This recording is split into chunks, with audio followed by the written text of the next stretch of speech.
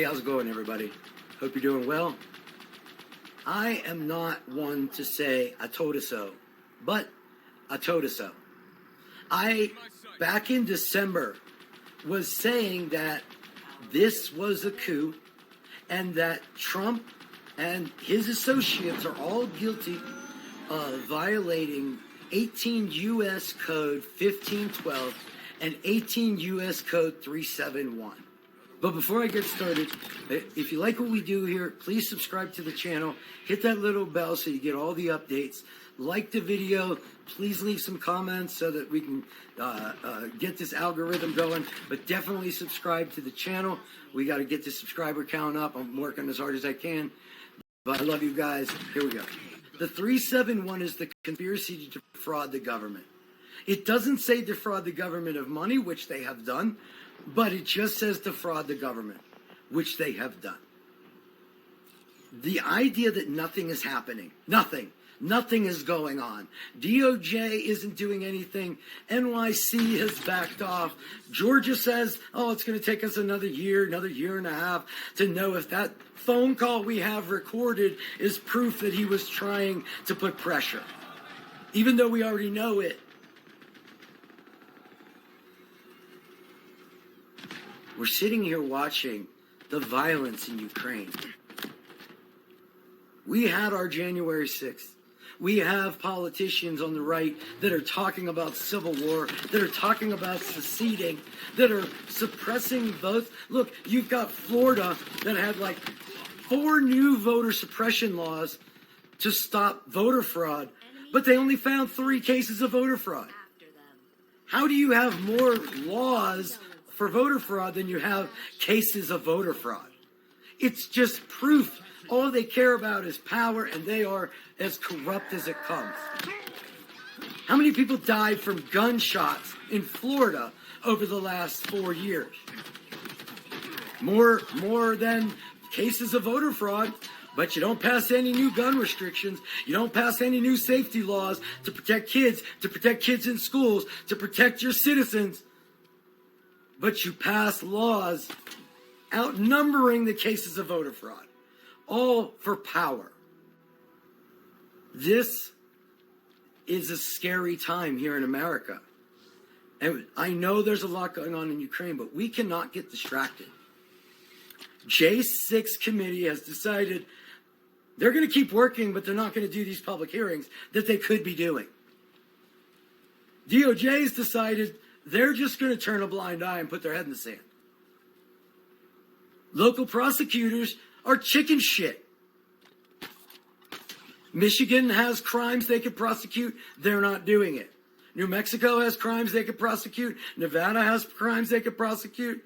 DOJ, DC, they all have crimes. But they're too afraid of what it might mean for their career. DOJ knows people in the DOJ were involved. People in DOD were involved. People in NSA were involved. Why would Jeffrey Rosen call Bureau of Prisons and order extra security around the DOJ building on January 6th in case of potential civil unrest? Potential likely civil unrest. So how did Jeffrey Rosen know that he needed extra security at the Department of Justice building, but nobody thought to protect where all of the succession of power was? Nobody thought Trump should be rushed to the bunker because of a violent attack that they don't know what's going on. January 6th committee is too chicken shit to do anything, so they just keep putting it in filings and then leaking it to the press and then doing interviews. Oh, but we can't do criminal stuff. We have to stay away. Somebody could do it. If it's that bad, then bring criminal referrals, vote on them, and send them to the DOJ. Do the symbolic gesture that you have to. You're trying to put pressure on the DOJ, but DOJ won't do anything because you haven't changed public sentiment. So the law is waiting for publicity from the lawmakers, and the lawmakers are waiting for the law.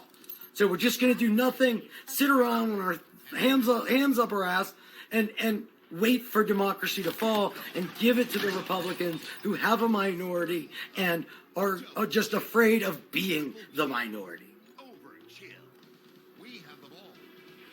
When is this going to stop? Somebody asked me the other day, they said, how can we just stand by? Why does the right get away with this? Well, the right gets away with this because they use all the emotion. They'll lie constantly. They will lie about a lie they just lied about. They don't care if they get caught. It doesn't matter. Their viewers don't care if they get caught.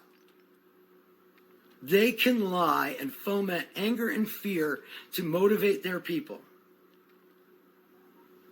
They can get people to attack the Capitol for a lie. The left doesn't do that. I know Antifa and BLM, and go ahead, throw the buzzwords out. The globalists, go ahead, throw the buzzwords out. I get it. But the left doesn't activate their people like that. It just doesn't happen.